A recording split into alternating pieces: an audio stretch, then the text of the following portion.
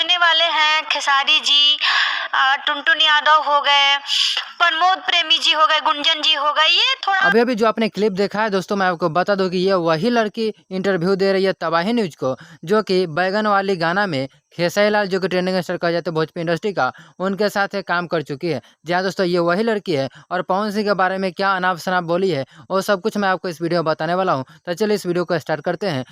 उससे पहले मैं आपको बताना चाहूँगा कि अगर आप इस चैनल पर नए हैं और भोजपुरी का न्यूज़ जानने में इंटरेस्टेड रखते हैं तो इस चैनल को सब्सक्राइब जरूर कर लीजिएगा। चलिए बिना समय लेते हुए इस वीडियो को स्टार्ट कर देते हैं। जैसा कि दोस्तों मैं आपको बता दूं कि तबाही न्यूज़ वाले जो मीडिया एंकर है, उन्होंने ये लड़की से, जो कि प्रीति राज इनका नाम है, इस लड़के से इंटरव्यू ले रही थी।